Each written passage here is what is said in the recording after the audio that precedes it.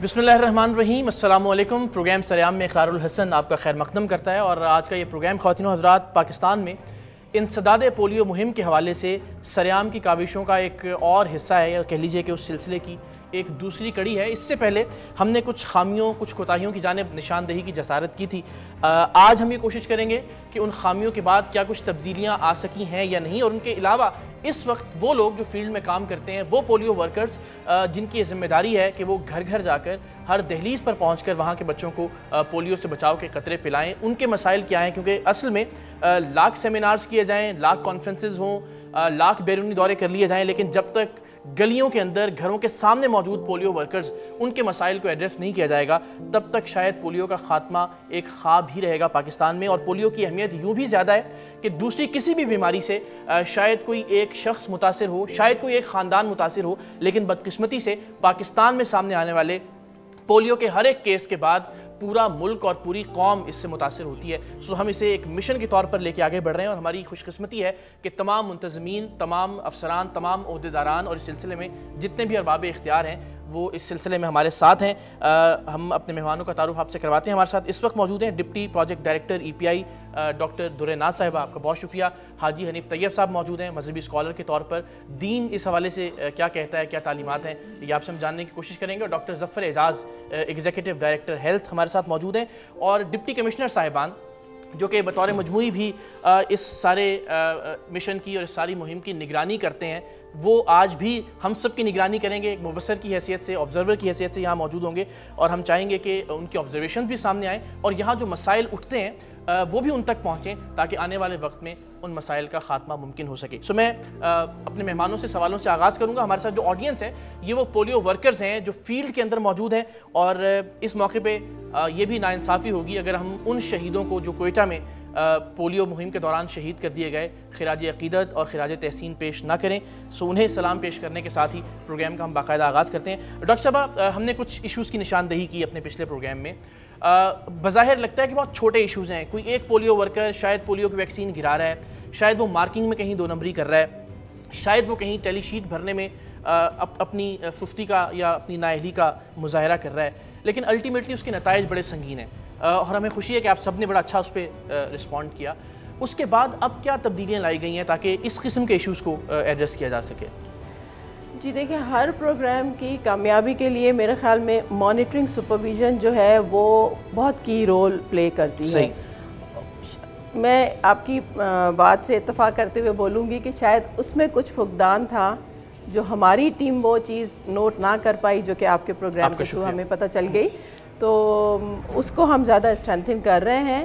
Plus accountability factor again उसकी भी बहुत बड़ी हमारे प्रोग्राम में इन्वॉल्वमेंट है।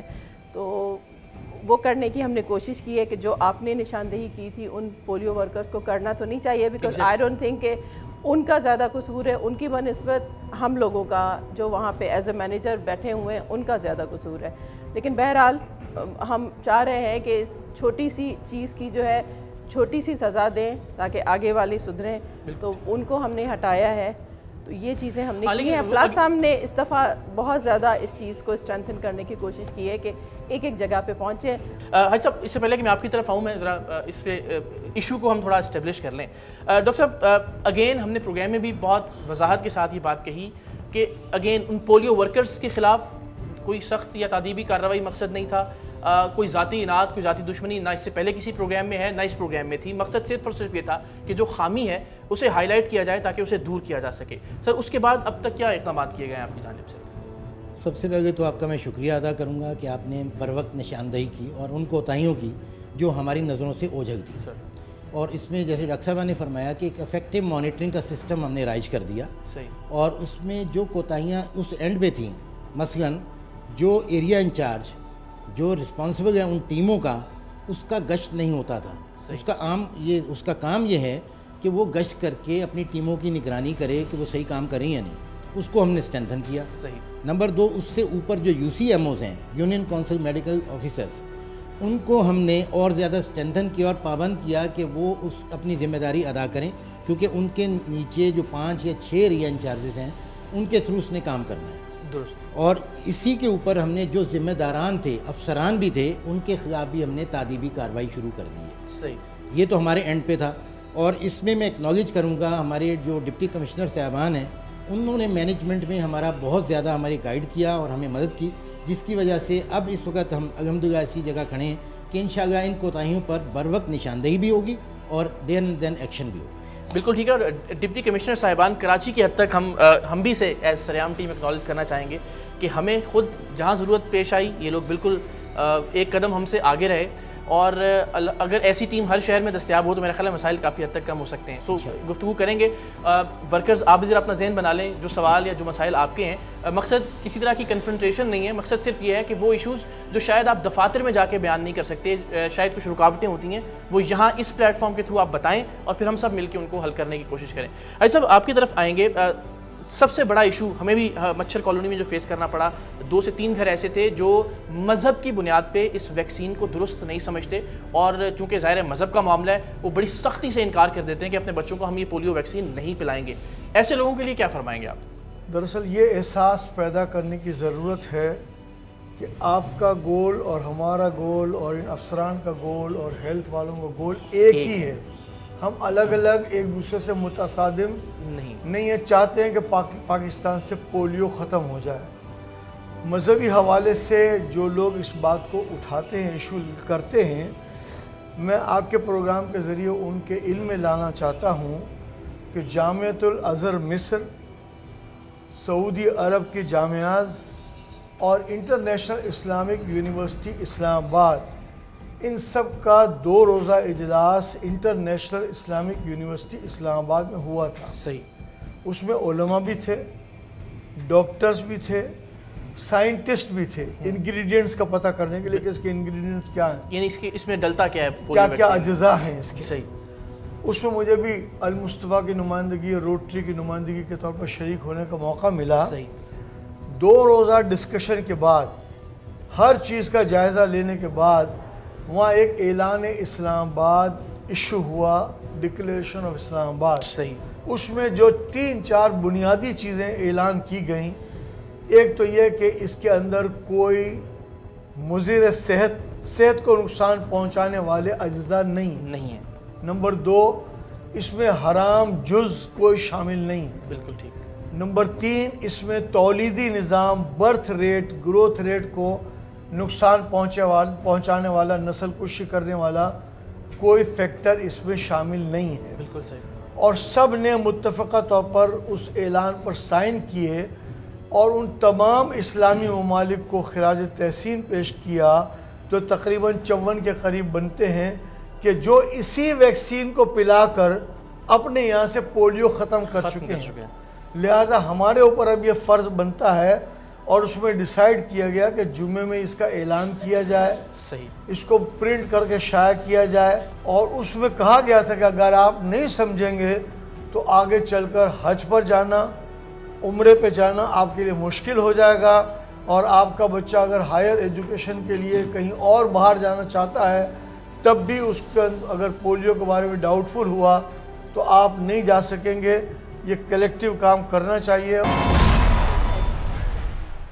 काजी जान मोहम्मद साहब, डिप्टी कमिश्नर मलीर, कैसा, सबसे पहले तो आपको मुबारकबाद। पोलियो के हवाले से जो आपकी काविशें हैं वो हम तक मुख्तलिफ ज़राए से पहुँची, और इसीलिए आपको हमने आज जहमत दी अपने प्रोग्राम में भी। लेकिन सर, अगर पोलियो के केसेस इस वक्त भी सामने आ रहे हैं और पाकिस्तान के सबसे बड़े शहर से भी सामने आ रहे हैं, तो इसका मतलब है कहीं ना कुछ मिसिंग है जिस पर हम काबू नहीं कर पा रहे हैं।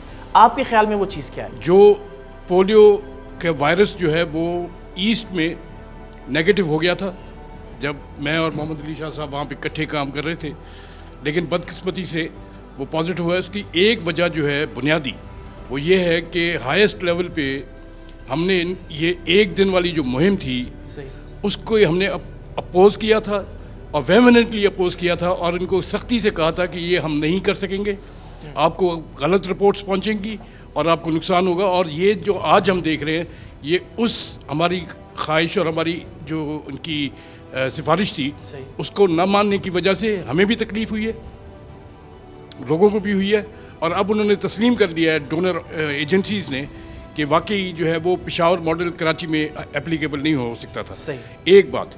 दूसरा, आपको देखना होगा कि ये जो जितना भी पोलियो इन्वायरमेंट है वो अक्सर उस जगह पे ख़राब है जहाँ पे डेवलपमेंट नहीं है। ठीक है, गवर्नमेंट की हमारी उनके साथ कम्युनिकेशन जो है जितनी बेहतर होगी उतना जो है वो हम आसानी से पोलियो पिला सकेंगे। और ये कामयाब तजुर्बा हमने रमज़ान में बुनैर और सवाती मोहल्ला और एच एरिया में सही हमने ये एक एक्सपेरिमेंट किया था, इनोवेशन की थी कि हर घर में जहाँ भी पोलियो वर्कर जा रहा था उन पोलियो वर्कर को दोपहर का खाना हमने फ्री करके दिया। उसके साथ एक पैकेट जो है वो डेट्स का 250 ग्राम का हर घर में हमने रमज़ान में पहुंचाया, जिसकी वजह से हमारी कवरेज जो थी वो हमारे टारगेट से बढ़ के हुई है। तो इस तरह की इनोवेशंस की हमें ख़ास तौर पे ज़रूरत रिवायती तरीके पर अमल करते हुए ज़रा मुश्किल हो जाएगा। इस पर डॉक्टर साहब आपकी तरफ में आऊँगा। मुझे याद है हम किसी और इशू के लिए भी जब आपके पास आते हैं कि जी डॉक्टर साहब हमें इस सिलसिले में आपकी मुआवनत चाहिए, तो या तो पोलियो का इजलास आप करके हटे होते हैं या पोलियो इजलास होने जा रहा होता है। ज़ाहिर है THOs भी और सारे लोग उसमें सिक्योरिटी के हवाले से जो आप कर सकते हैं। लेकिन अगेन ग्राउंड पर उसके समरात या उसके असरात अगर नज़र नहीं आ रहे तो आप ज़रा बिल्कुल ईमानदारी से बताइए कि कहाँ इश्यूज़ हैं और हम सब मिलके उसे कैसे ठीक कर सकते हैं। देखिए, ये एक पॉइंट ऑफ नो रिटर्न है। इस बार पाकिस्तान जिस जगह पे खड़ा है इसमें एक कदम भी पीछे हट नहीं सकता। हमें हर सूरत में फ़तह चाहिए। ये आइंदा 6 महीने जो हैं वो पाकिस्तान की को डिसाइड कर देगी कि ये पूरी दुनिया में इसका क्या मुकाम होगा और पाकिस्तान की इकॉनमी, पाकिस्तान की जिस तरीके से हाजी नहीं साहब ने फरमाया स्टूडेंट्स बाहर नहीं जा सकेंगे, तमाम चीज़ें। तो मैं ये समझता हूँ कि अभी टिल डेट पाकिस्तान में 262 केसेस हैं सही, जिनमें से 3 केसेस पंजाब में और 14 केसेस बलूचिस्तान में। और अफसोसनाक बात यह है कि 27 केसेस जो सिंध में उनमें से 22 केसेस कराची शहर में, 55 केसेस KP के और 163 केसेस फाटा में। यही 2 ख़तरे हैं जो कि मक्का में, यही 2 ख़तरे हैं जो मदीने में, यही 2 ख़तरे हैं जो कि बगदाद में, इराक़ में, ईरान में, इंडोनेशिया में। तो यहाँ कौन से ऐसे लोग बसते हैं जो इस चीज़ को नहीं समझते। इसके लिए ज़रूरी है कि पूरे लोग 18 करोड़ खड़े हो जाएं और 24 घंटे पोलियो पे बात करें और हर बच्चे को यकीन दिलाएं कि भाई उसका बच्चा पोलियो के ख़तरे ज़रूर पिए। Thank you so much doctor साहब, बहुत मुनासिब मुतदल गुफ्तगू। मैं चाहूँगा अगर आप तायीद फरमा दें इसकी कि ऐसा ही है मक्का में, मुकर्रमा में, मदीना में पोलियो के कतरे पिलाए जाते हैं। सऊदी अरब ने इस हवाले से काम किया है।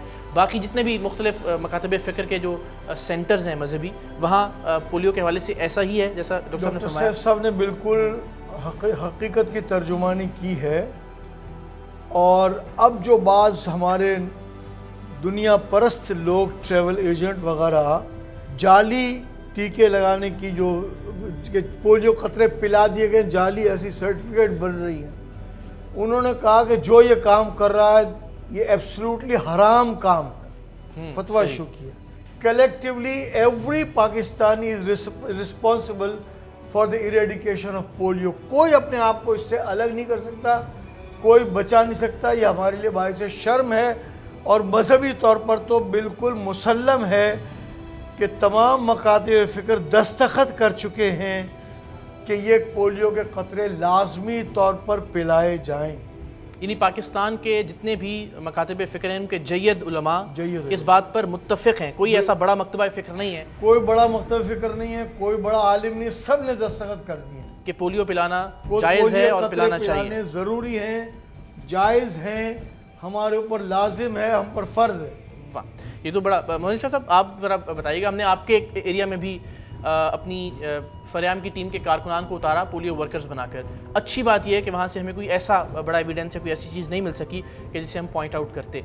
आप ज़रा बताइएगा, जिस तरह दोनों DC साहबान ने बड़ी तफसील से रोशनी डाली, क्या कर सकते हैं हम ख़ास तौर पर जो ये एक ख्याल हमने पेश किया अपने प्रोग्राम में भी कि जो यूनिवर्सिटी के स्टूडेंट्स हैं, जो कॉलेज के स्टूडेंट्स हैं, हम जैसे लोग हैं, वो भी ख़ुद को वॉलंटियर करें, बाहर निकलें। और ज़रूरी नहीं है कि हम सिर्फ इन लोगों को गलियों में उतारें, हम सब लोग मिलकर भी ये काम कर सकते हैं। ज़रा बिल्कुल कर सकते हैं जी, इसी तरीके से ये ख़त्म होना है। इसमें जो समझने की ज़रूरत है इस वक्त वो ये है कि अगले 6 महीने जो हैं ये हमारे लो ट्रांसमिशन सीज़न है वायरस के हवाले से। ये इसी अगले 6 महीने में रेडिकेट हो सकती है, यानी सर्दी की वजह से फैलाव इसका कम हो जाता है। तो अगले 6 महीने हमारे लिए बहुत इंपॉर्टेंट है। अगर आप और हम मिल के अगले 6 महीने इसके ऊपर मेहनत कर लें तो हम रेडिकेट करने में कामयाब हो जाएंगे। कराची में चंद इलाके हैं जहाँ पर ये वायरस पाया जाता है, पूरा कराची इससे इफेक्ट नहीं हो रहा है। तो अगर हम थोड़ी सी भी मेहनत करेंगे तो ये ख़त्म हो जाएगा। और सब ने मिल के इसको ख़त्म करना है। बाकी फील्ड में जब मैं जाता हूँ, पोलियो टीम्स को मैं देखता हूँ तो अल्हम्दुलिल्लाह बड़ी बहादुर है हमारी हेल्थ डिपार्टमेंट की lady health workers.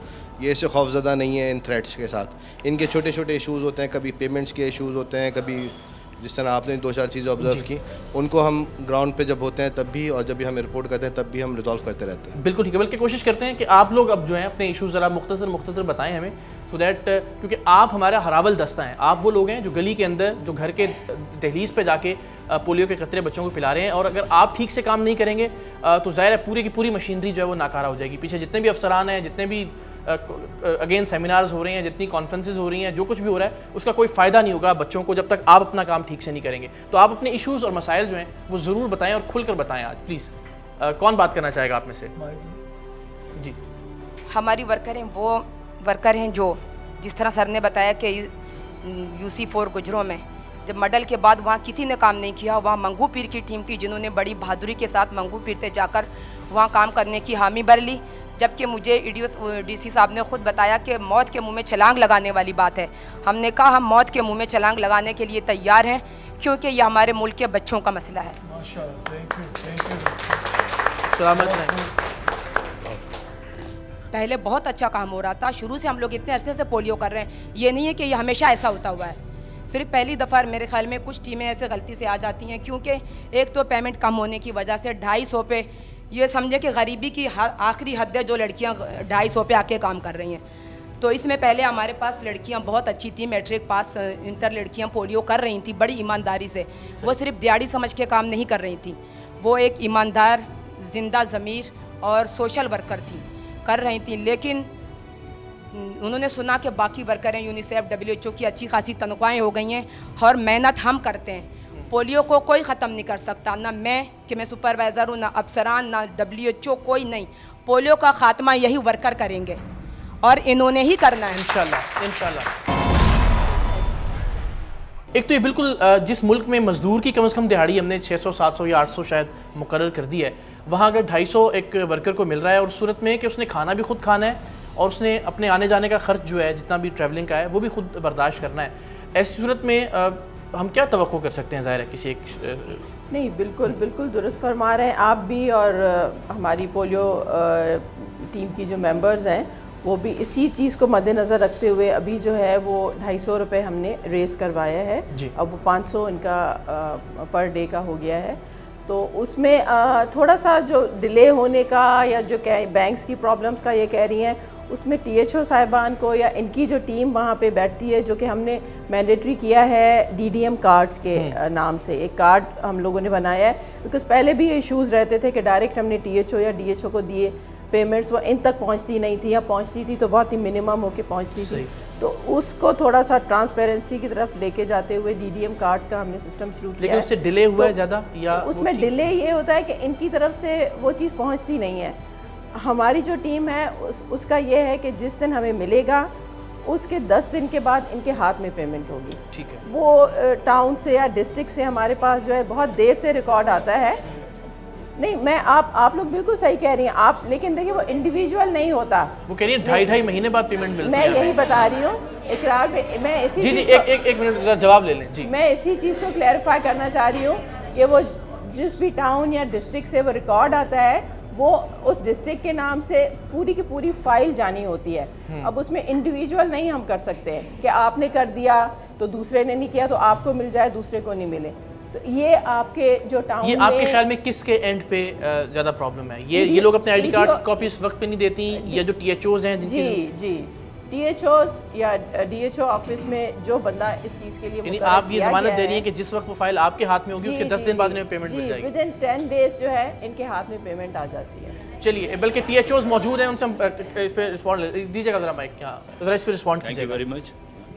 I totally disagree with doctor तुरेनास, बिकॉज ये यहीं बैठे हुए हैं लोग। पेमेंट जो DDM के थ्रू हो रही है और जो पहले हमारे पास जो पैसा आता था उसका डिस्ट्रीब्यूशन पहले ज़्यादा इनके लिए इजी था या अब ज़्यादा इजी है, ये मेरा ख्याल है। इसका जवाब आप लोगों से हैं, ठीक है? एक सेकेंड, अब मुझे बोल लेने दीजिए, है ना? बेसिकली प्रॉब्लम क्या है? प्रॉब्लम है बैंक्स का जो DDM कार्ड के थ्रू हो रहा है। हमारे पास जब भी पैसा आता था वेरी नेक्स्ट डे उसका डिस्ट्रीब्यूशन शुरू हो जाता था। वेरी नेक्स्ट डे डिस्ट्रीब्यूशन शुरू होता है। और मैं सारे THOs को रिप्रेजेंट करते हुए ये कहता हूँ, और मैं जितना कॉन्फिडेंट अपने बारे में हूँ इतना ही कॉन्फिडेंट इनके बारे में हूँ कि मैक्सिमम विद इन 2-3 डेज़ हम उनको पैसे डिस्पर्स कर देते थे। अब DDM कार्ड के थ्रू जो पेमेंट है और जो प्रोसीजर है डेफिनेटली वो लंबा है। जब तक पिन कोड नहीं आएंगे, बैंक का जो है, बैंक से हमारा कोई ताल्लुक नहीं। मैं पर्सनली बैंक्स में गया हूँ जहाँ से पेमेंट होता है, उनका यही अंदाज़ है कि जी हमारा ये क्लाइंट है या हमारे ये क्लाइंट्स हैं, हम इनको जब इनका नंबर आएगा, जो चीज़ें ये हमारी रिक्वायरमेंट है वो ये फुलफिल करेंगे, देन विल पे दैम। ठीक है, मेरे ख्याल ये लोग ज़्यादा बेहतर बता सकेंगे इस पे, जरा हम इनसे रिस्पॉन्ड लेते हैं। एक चीज़ मैं और कहूँगा, एक चीज़ सर प्लीज़ माइक जरा दीजिएगा जी सबको, माइक पे please. I let you know कि ये जब कैंपेन चली थी 2011 की दिसंबर की और जनवरी में जो 3 दिन की कैंपेन थी, इलियास दुरे मेरे पास आए थे when I was in east. उन्होंने कहा कि ये जो माइक्रो प्लान्स हैं इनमें बच्चे जो हैं 12 साल के, 13 साल के, 10 साल के, 11 साल के बच्चे जो हैं वो देखे गए हैं पोलियो पिलाते हुए। मिनिमम जो एज है वो है 18 साल।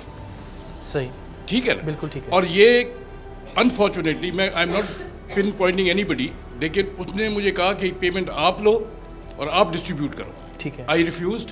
आई introduce this direct disbursement mechanism. अब सर मैं उसमें भी गुजारिश करता हूँ छोटी सी, देखिए निशानदेही करना हमारा काम है और हम सब इसीलिए बैठे हैं, कोई किसी तरह का अगेन कोई तसादुम नहीं हम चाह रहे।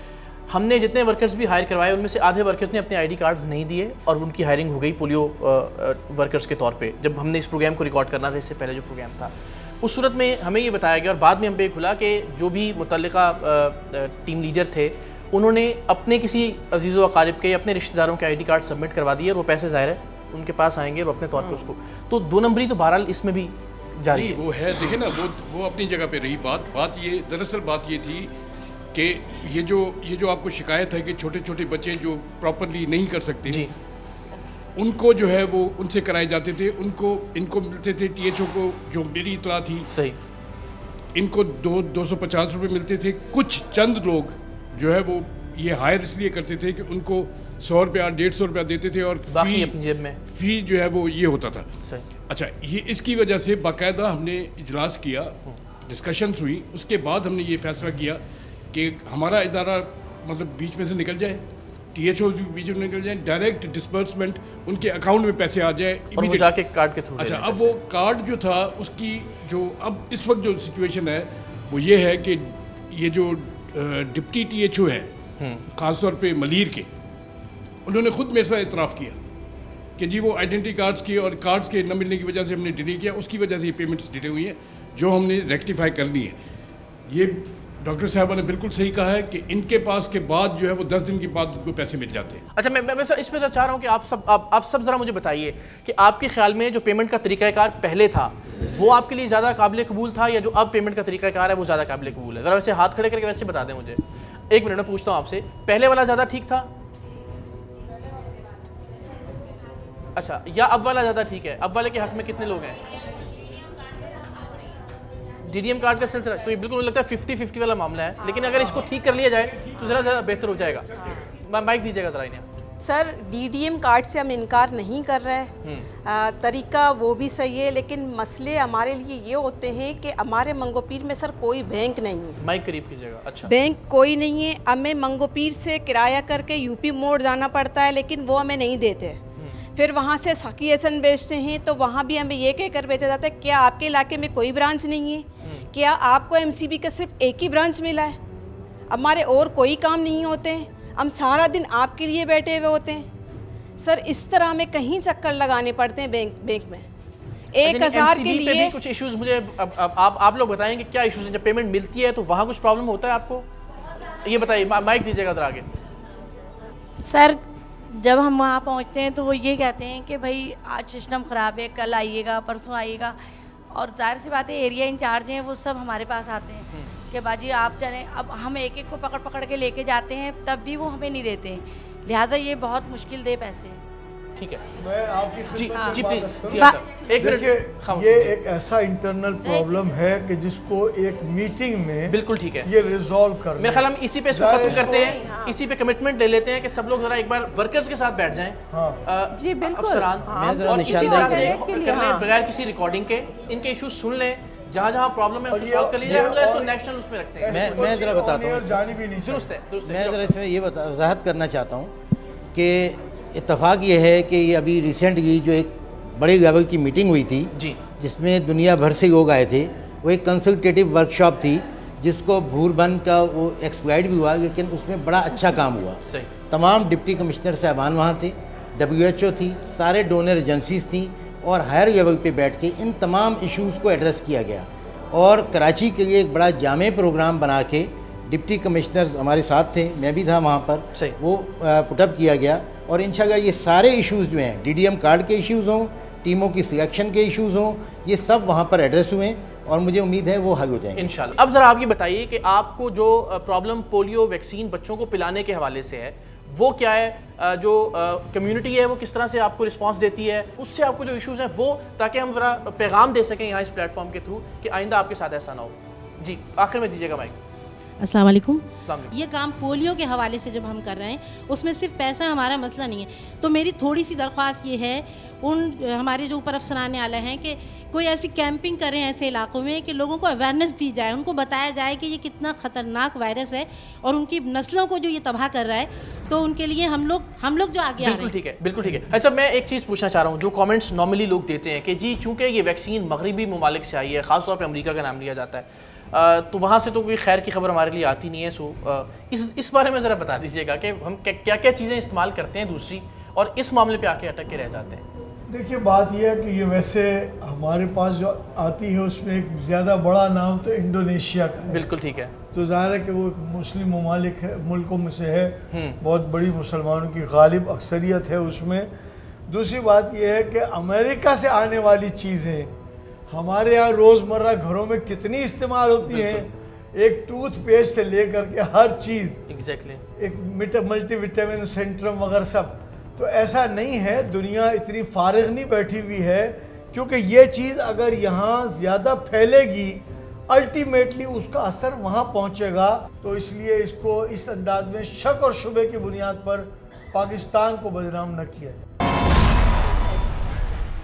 बिल्कुल। अब हम कोशिश करते हैं कंक्लूड करें इस सारे इशू को। जो इनके इश्यूज़ थे वो भी किसी हद तक सामने आए, लेकिन हम इस नतीजे पर पहुँचे कि ज़रा इनके साथ इंटरेक्शन बढ़ाने की ज़रूरत है। मेरा ये ख्याल है, अगर इस पर आप गौर फरमा सकें।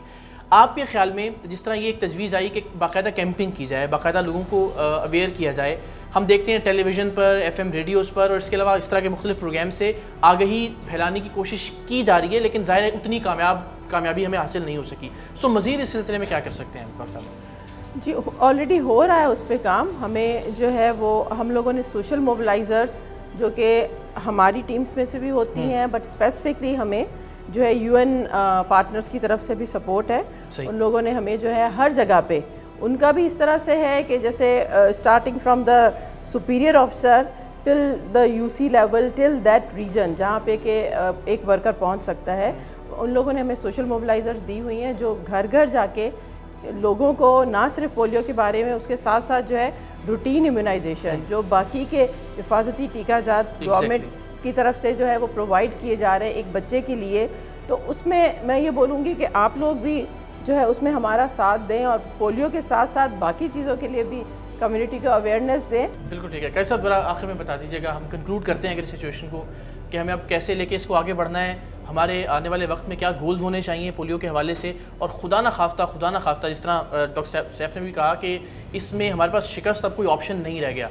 इस सूरत में अल्लाह ना करे पाकिस्तान को और पाकिस्तानी कौम को क्या नताइज भुगतने पड़ सकते हैं? सर, बात यही है कि बीइंग डॉक्टर्स सबको ये अंदाज़ा है कि ये एक वाहिद बीमारी है जो क्रिपल कर देती है बच्चे को, ना जिंदा छोड़ती है ना मुर्दा करती है। और फैमिली के दो बंदे जो हैं, माँ और बाप, वो जब तक जिंदा हैं वो अपनी कंसंट्रेशन दे देते हैं इसके लिए। ये तो है सोशल लॉस। बिल्कुल ठीक है। अच्छा, अब सवाल ये पैदा होता है कि इट इज़ डूएबल। ये हमने करके देखा है। हमने 2012 में कराची को पोलियो फ्री किया है। हम अब भी कर सकते हैं। नामुमकिन नहीं है, नामुमकिन नहीं है, डूएबल है। सही। लेकिन उसमें अब जैसे आपको इसकी अवेयरनेस और इसकी आपकी प्रायोरिटीज़ पे इसकी प्रायोरिटी जितनी बढ़ गई है, इसी तरह से अगर सोसाइटी की बढ़ गई और ये 6 महीने जैसे शाह साहब ने कहा, अगर हम इसी तरह से निकले कि ये पूरा महीना हमने जो है वो पोलियो वायरस के पीछे लगना है, तब जाके होगा, और ये हम कर रहे हैं। सही। ये अब शुरू हो चुका हुआ है। आप यूँ समझ लीजिए कि पहले हम टारगेट्स मीट करते थे, अब हमने स्ट्रेटजी जो है अपनी चेंज की है, अब हम मिस्ड किड्स जो है वो ढूंढ रहे हैं। ठीक, डॉक्टर साहब अगले 6 महीने हम आपके साथ हैं एज सरेआम टीम, एज ARY नेटवर्क। जहाँ जहाँ आपको हमारी ज़रूरत होगी आगाही फैलाने के लिए, हम हर तरह से इंशाअल्लाह अज़ीज़ आपके साथ हैं। आपकी स्ट्रेटजी 6 महीने हम समझ लेते हैं कि अपने ऊपर हमने इमरजेंसी नाफिज कर ली, इस सिलसिले में क्या है? देखिए, एज अ टीम वर्क हम सब ने डिसाइड किया है, डिप्टी कमिश्नर साहबान हैं, कमिश्नर साहब हैं, सेक्रेटरी हेल्थ हैं, चीफ मिनिस्टर तक हैं, सब ने ये डिसाइड किया है कि हम अब इसमें ज़ीरो टॉलरेंस के साथ जाएंगे।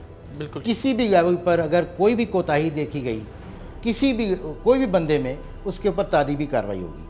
आपने एक बात की थी कि कॉलेजेस के, स्कूल्स के बच्चे सामने हैं, तो मैं चाहूँगा कम्युनिटी को अपना पार्ट प्ले करना है, तो मुझे उम्मीद है इंशाल्लाह आने वाले वक्त में हम अच्छे रिजल्ट्स देंगे। बिल्कुल ठीक है। मोहम्मद अली शाह साहब, आप सर बताइएगा ज़रा, चूँकि ज़ाहिर है कुछ ऐसे हसास यूसीज़ आपके ज़ेर निगरानी भी हैं, अगले 6 महीने आप ही ने पॉइंट आउट किया, अब आप ही बताइए कि हम सबको किस तरह से काम करना है अपने पंजों पे खड़े रह के? देखिए, हमने अपना प्लान बना लिया हुआ है, सारा प्लान तैयार है। हम 1 महीने में 2 कैंपेन्स कर रहे हैं। रूटीन हमने पोलियो को रूटीन से अलग करके FCVs कॉन्सेप्ट, जिस तरह अभी डॉक्टर साहब बता रहे थे, इंट्रोड्यूस करा दिया है।